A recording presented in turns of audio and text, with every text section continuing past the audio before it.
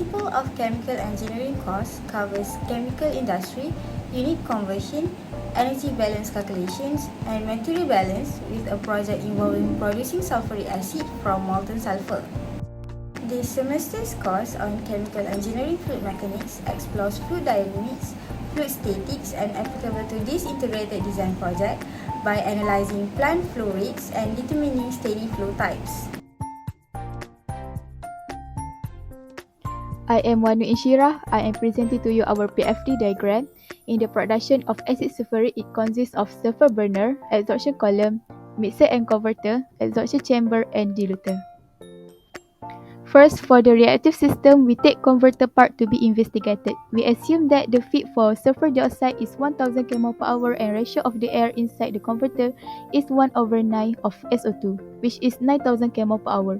From the 98% of conversion, we can determine the outlet flow rate of SO3 at the end, which is 980 kmol per hour, and the remaining is 20 kmol per hour. From the sulfur dioxide molecule, there are 2 mole of oxygen, so 1 oxygen is equal to 490 kmol per hour. We times it with 3 equals to 1400 kmol per hour. The last one is nitrogen gas, 79% of the air, so the flow rate is 7110 kmol per hour. For the energy balance in the reactive system, after we get the flow rate, sulfur dioxide, oxygen, and sulfur dioxide at initial and final, we can calculate the energy balance. For nitrogen flow rate, we assume it is inert, so it is same value of flow rate for initial and final. SO3 substance is not exist in the initial, so we assume 0 for the first 2 columns. The reference state was set at 25 degrees Celsius at 1 atm. Because of the temperature change from 25 degrees Celsius to 450 and 900 degrees Celsius, the specific enthalpy for each substance like sulfur dioxide, oxygen, and nitrogen at initial and final value can be obtained using heat capacity equation from table B2, while oxygen and sulfur dioxide at 900 degrees Celsius substance can be obtained from table B8. We multiply all the flow rate with its specific enthalpy to get the rate of enthalpy. After that, we compute all the rate of enthalpy of product minus with the total rate of enthalpy of reactant to get the rate of enthalpy for the system. That's all for me. First of all, the calculation starts off with an assumption of 1000 kmol per hour at inlet liquid substance, also known as L1, which is then converted to obtain 98,000 kg per hour. The efficiency for SO3 is at 98%. The overall balance for this system is G1 plus L1 equals to G2 plus L2. G1 can be calculated by adding all the values obtained from the product of the converter. For the flow rate of liquid product stream, it is obtained by adding both value of X1 and X2. For the energy balance, it is assumed that the suitable temperatures and pressures are as stated in the diagram. The flow rates of every stream are then converted into mole per second. First, we need to calculate the specific enthalpy, which in total consists of 11 specific enthalpies. Lastly, once we get all the values for specific enthalpies, we can then calculate the rate of enthalpy. Using the formula, flow rate multiplied with specific enthalpy of outlet minus flow rate multiplied with specific enthalpy of inlet, and you will get the value of negative 9170.42 kJ per second, which is an exothermic reaction. Assalamualaikum and hi, I'm Rakib. So now I'm going to talk about the fluid mechanics part of the project. So for this part, we have to have a thorough knowledge of principle of chemical engineering and also the fluid mechanics so that we can apply them to make a complete flow process to actually produce sulfuric acid. So for the complete flow process is like the following. So with the pipe, we use 6-inch schedule 40 stainless steel pipe, which has the outer diameter of 6.625 inch, internal diameter of 6.065 inch. For the fittings, we have 390 degree standard elbow, 1 gate valve, and also 1 globe valve. So for the assumption part that we use throughout the calculation is, firstly, we assume that the flow is steady, the pressure drop across the gases pipeline is negligible, the length, especially in the oleum part, is 20 meter, the expansion constant is 1, the contraction constant is 0.5, the max velocity of 1.83 meter per second, and also we use 6-inch schedule 40 stainless steel pipe.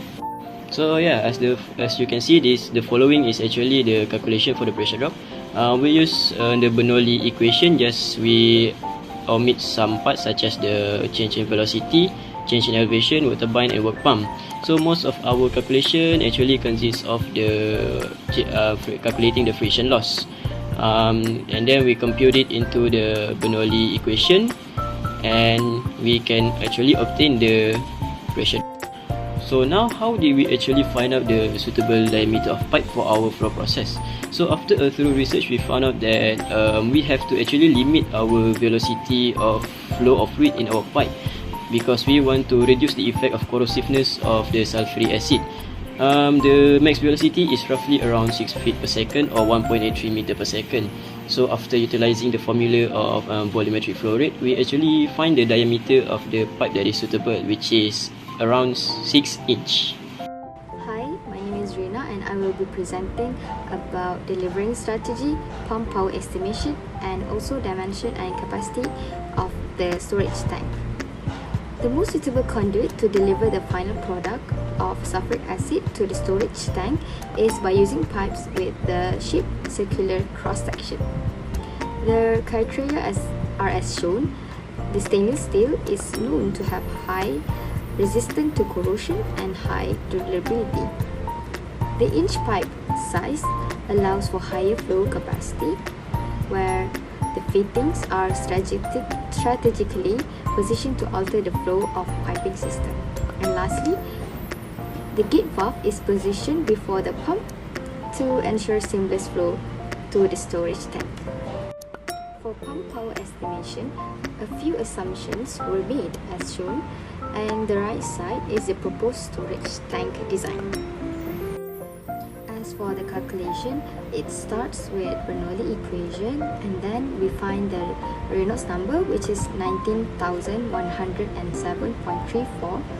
Since it is more than 4,000, it is a turbulent flow. Then the friction factor and K values is calculated. So the friction loss is also calculated, which is 19.34 joule per kg, and it is estimated that the pump power is 3,919 kilowatt. As for the dimension and capacity, the specification for storage tank, pipe, and fittings are as shown, where most of the specifications are based on the working industry. To sum up, this research investigates the fundamentals of fluid mechanics and chemical engineering with an emphasis on sulfuric acid synthesis. Because of the plant's corrosive qualities, choosing a pipeline diameter carefully is necessary to avoid corrosion. As a result, we decide to emphasize safety while maintaining the cost.